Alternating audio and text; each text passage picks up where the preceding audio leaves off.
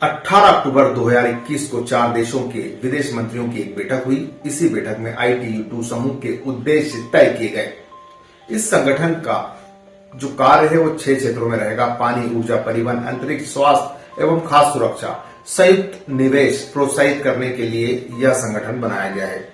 निजी पूंजी निवेश इसका मुख्य स्रोत होगा।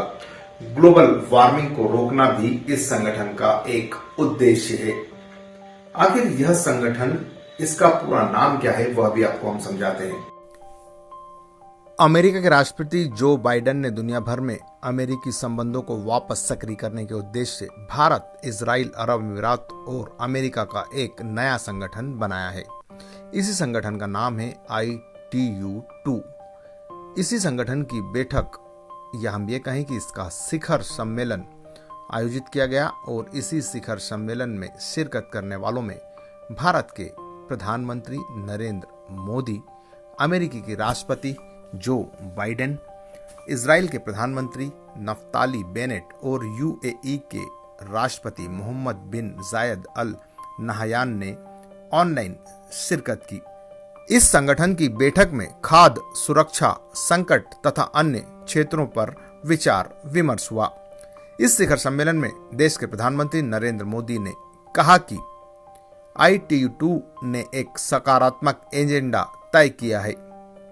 PM मोदी ने कहा, हमने कई क्षेत्रों में संयुक्त प्रोजेक्ट की पहचान की है और उसमें आगे बढ़ने का रोड मैप भी बनाया है। बढ़ती हुई वैश्विक अनिश्चितताओं के बीच हमारा कोऑपरेटिव फ्रेमवर्क व्यवहारिक सहयोग का एक अच्छा मॉडल है। उन्होंने कहा कि मुझे पूरा विश्वास है कि ITU-2 को हम वैश्विक स्तर पर ऊर्जा सुरक्षा, खाद्य सुरक्षा और आर्थिक विकास के लिए महत्वपूर्ण योगदान दे पाएंगे। ITU-2 की पहली बैठक में अमेरिकी राष्ट्रपति जो बाइडेन ने कहा कि आज जिन चुनौतियों का सामना हम कर रहे हैं उसमें तेजी से जलवायु संकट या बढ़ती खाद्य सुरक्षा शामिल है। यूक्रेन के खिलाफ रूस के क्रूर हमले ने अस्थिर बाजारों को और भी बदतर बना दिया है। वहीं इजराइल के प्रधानमंत्री ने कहा कि हमारा लक्ष्य निजी बाजार को भागीदार बनाना है। 4 अलग अलग देशों के समूह को लेकर उन्होंने कहा कि इसके बुनियादी ढांचे का विकास, बच्चों के लिए गुणवत्ता शिक्षा भी शामिल है। पर्यावरण को लेकर भी इस पर काम किया जाएगा। संयुक्त अरब अमीरात के राष्ट्रपति मोहम्मद बिन जायद अल नहयान ने कहा कि यह देशों के बीच सहयोग का एक बड़ा अवसर है। चुनौतियों के क्षेत्रों में जिसमें खाद्य और ऊर्जा सुरक्षा, जलवायु परिवर्तन और हेल्थ केयर शामिल हैं।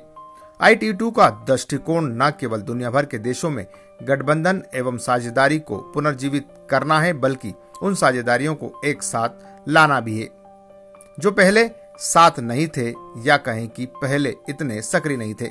अमेरिका ने भारत को इस नए गठबंधन का एक महत्वपूर्ण हिस्सा बताया है।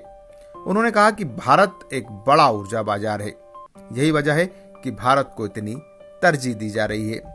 अब ITU-2 के नाम को लेकर भी आप जान लीजिए। इसका नाम कुछ इस तरह है: Israel, India, United state of America और UAE। और यही वजह है कि इसको ITU-2 कहा गया है।